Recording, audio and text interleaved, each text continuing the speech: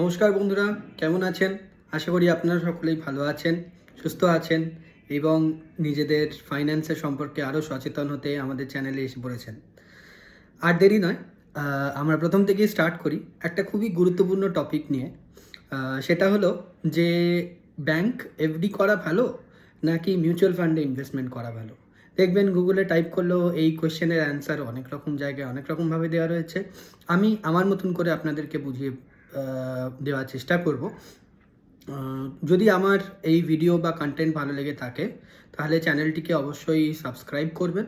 আপনাদের জানা পরিচিত লোকের সঙ্গে এই ভিডিওটি শেয়ার করবেন যাতে তারাও অবগত হয়ে থাকেন। শুরু করার আগেই বলে রাখছি যে এটা কোনো ইনভেস্টমেন্ট অ্যাডভাইস নয়, এটা আমার ব্যক্তিগত মতামত। আশা করি আপনাদেরকে উপকৃত করবে। শুরু করা যাক। তো প্রথমেই জেনে রাখা ভালো যে ব্যাংক এফডি তে যে রেট অফ ইন্টারেস্ট তার যে গড়ে কত পার্সেন্ট আপনি রেট অফ ইন্টারেস্ট পেতে পারেন। যদি বিভিন্ন ব্যাংকে আপনি দেখে থাকেন তাহলে আপনি দেখবেন এই রেটটা ভ্যারি করে 6 থেকে 8.25 বা 8.5-এর কাছাকাছি। ম্যাক্সিমাম সিনিয়র সিটিজেনদের ক্ষেত্রে কিছু কিছু ব্যাংকে সুযোগ সুবিধে পাওয়া যায়, মানে খুব বেশি রেট অফ ইন্টারেস্ট পাওয়া যায়, যেটা 8.25 সাধারণত হয়ে থাকে। এবার ব্যাংকে আপনি যখন এফডির জন্য টাকা ডিপোজিট করেন, ব্যাংক কি করে যে আপনাকে এই রেট অফ ইন্টারেস্ট দেয় বা আপনাকে সুদের টাকা দিয়ে থাকে? তার সহজ উত্তর হলো ব্যাংক আপনার টাকা নিয়ে ইনভেস্ট করে। ইনভেস্টমেন্ট করার পর যেই আয়টা ব্যাংক করে তার থেকে তারা নিজেদের জন্য মুনাফা কিছু রেখে দেয় এবং বাদবাকি টাকাটার থেকে আপনাকে আপনার রেট অফ ইন্টারেস্ট দিয়ে দেয়।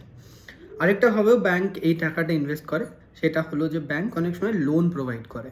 তো সেই লোনে টাকা যে টাকা যায় সেটা সাধারণভাবেই যে ডিপোজিটের টাকা থেকে থাকে, ডিপোজিটার্স মানি, সেই টাকা থেকেই যারা আপনার লোনের গ্রাহক তাদেরকে লোন দেওয়া হয়।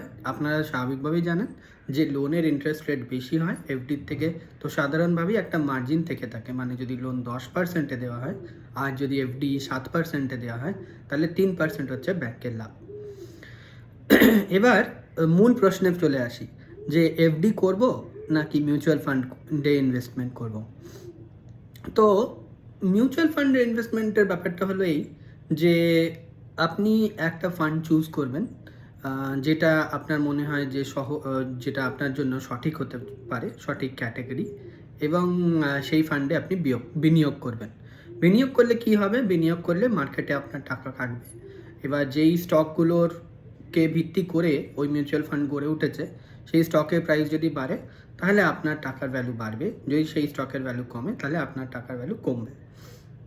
তো এটা হলো আপনার একটা সাধারণ বেসিক এই ব্যাপারটার কনসেপ্ট। এবার এই এই যে আপনি এফডিতে ইনভেস্টমেন্ট করবেন নাকি মিউচুয়াল ফান্ডে ইনভেস্টমেন্ট করবেন, এর দুটো দিক আছে। একটা হলো যে আপনি যে টাকাটা বিনিয়োগ করতে চলেছেন সেটা আপনার কতদিন পরে দরকার।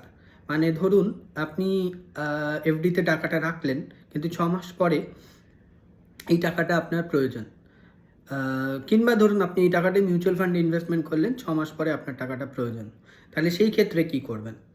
তো সাধারণ উত্তর হচ্ছে, যদি আপনার এই টাকাটা প্রয়োজন হয়ে থাকে 1 থেকে 1.5 বছরের মধ্যে কোনো টাইম ফ্রেমে, তাহলে আর আপনাকে মিউচুয়াল ফান্ডে ইনভেস্টমেন্ট করাটা হয়তো বা খুব একটা ভালো উপায় নাও হতে পারে। তার কারণ আপনার খুব শীঘ্রই এই টাকাটা দরকার পড়বে এবং মার্কেটে এই টাইমের মধ্যে রিটার্ন যেটা এফডির থেকে বেশি সেটা খুব কম কম সংখ্যক মিউচুয়াল ফান্ডই দিতে পারে। তো স্বাভাবিকভাবেই সেই ক্ষেত্রে এফডির দিকেই যাওয়াটা ভালো। এবার যদি এরকম হয়ে থাকে যে আপনি যেই টাকাটা ইনভেস্টমেন্ট করছেন বা বিনিয়োগ করছেন সেইটা আপনি এফডিতে বা মিউচুয়াল ফান্ডে যেখানেই রাখুন না কেন 1 থেকে 1.5 বছরের মধ্যে এই টাকাটা আপনার দরকার নেই, তো সেই ক্ষেত্রে আপনি দেখতে পারেন মিউচুয়াল ফান্ডের অপশন। তার কারণ হচ্ছে এটাই যে মিউচুয়াল ফান্ডে একটা নির্দিষ্ট টাইম লাগে, কেননা মার্কেটের থেকে রিটার্ন জেনারেট করা, বুঝতেই পারছেন যে কোম্পানিগুলোর যে স্টক আছে সেই কোম্পানিগুলো ভালো করবে, ফলাফল দেবে এবং তাদের স্টকের ভ্যালু বাড়বে, তারপরেই আপনার ইনভেস্টমেন্টের একটা আপনি ভালো রিটার্ন পাবেন অ্যাজ কম্পেয়ার টু এফডি। তো সেই ক্ষেত্রে আপনাকে সেই সময়টা আপনার ইনভেস্টমেন্টকে দিতে হবে। তাহলে যদি খুব কম স্বল্প সময়ের জন্য আপনি ইনভেস্টমেন্ট করে থাকেন, সেই ক্ষেত্রে আপনাকে সাধারণভাবেই এফডি চুজ করাটা বেটার, রিস্ক ফ্রি। তার কারণ ধরুন আপনি এই টাকাটা দিয়ে আপনার ইন্স্যুরেন্স প্রিমিয়াম দেবেন। তো স্বাভাবিকভাবে যদি মিউচুয়াল ফান্ডের ইনভেস্টমেন্ট করার পর 1 বছর পর আপনি দেখলেন যে ভ্যালুটা কমে গেল, সেই ক্ষেত্রে কিন্তু আপনার ক্ষেত্রে বিপদ হতে পারে। তার থেকে বরং এফডিতে আপনি যদি ইনভেস্টমেন্ট করেন, একটা গ্যারান্টেড রিটার্নও পেলেন, আপনার যে টাকাটা আপনি সঞ্চয় করলেন, সেটা যেই পারপাসে আপনি সঞ্চয় করলেন সেটাও কাজে লেগে গেল। তার মানে কি এই যে আমি সবসময় এফডি করব, মিউচুয়াল ফান্ড করব না, বা সবসময় মিউচুয়াল ফান্ড করব, এফডি করব না? না, ব্যাপারটা একেবারেই নয়। আপনি যদি মিউচুয়াল ফান্ডে দেখেন, অনেক রকম ক্যাটাগরির মিউচুয়াল ফান্ড হয়ে থাকে। যেমন ধরুন অনেক মিউচুয়াল ফান্ড আছে যেগুলো বিভিন্ন সরকারি বন্ডে ইনভেস্টমেন্ট করে। এবার সরকারি বন্ডগুলো কি হয়, টিপিক্যালি খুব মার্কেটের সঙ্গে লিঙ্ক থাকে না, মানে তাদের রেট অফ রিটার্নটা খুব স্টেবল। তো মার্কেটের উপর নিচের সঙ্গে এই বন্ডগুলোর যেই রেট অফ ইন্টারেস্ট সেটা উপর নিচে হয় না। সাধারণভাবে এই মিউচুয়াল ফান্ডগুলোকে ডেপ্ট ওরিয়েন্টেড মিউচুয়াল ফান্ড বলা হয়, এবং এই মিউচুয়াল ফান্ডগুলোতে আপনি যদি বিনিয়োগ করেন তাহলে শর্ট টার্ম লিকুইডিটি আপনার মেনটেন থাকে, আর সাথে সাথে আপনি রেট অফ ইন্টারেস্টটাও হয়তো বা অনেক ক্ষেত্রেই বেটার পাবেন। তবে আমি ব্যক্তিগতভাবে মনে করি, যদি আমার ইনভেস্টমেন্টের যেই সময়টা সেটা 1 বছরের কম হয়ে থাকে বা 1 বছর হয়ে থাকে, তাহলে সেই ক্ষেত্রে মিউচুয়াল ফান্ডে আমি কম ইনভেস্টমেন্ট করাটাই প্রেফার করি অ্যাজ কম্পেয়ার টু এফডি। তার কারণ এফডিতে আমি 1 বছরের মধ্যে যে রিটার্নটা পাবো, আমার যে গোলটা আছে, ধরুন আমি কোনো প্রিমিয়াম দিচ্ছি বা কোনো কিছুর জন্য এই টাকাটা সঞ্চয় করছি, সেটা খুব সহজেই মিটে যাবে। এবার ধরা যাক অন্য আরেকটা দিক এর। ধরে নিন যে আমি ইনভেস্টমেন্ট করছি, আমার গোল হচ্ছে যে আমি 10 বছর পরে একটা বাড়ি কিনবো। তার জন্য আমি টাকা সঞ্চয় করছি। তো সেই ক্ষেত্রে 10 বছরের যে টাইম ফ্রেমটা, সেটা কিন্তু অনেকটাই বড়।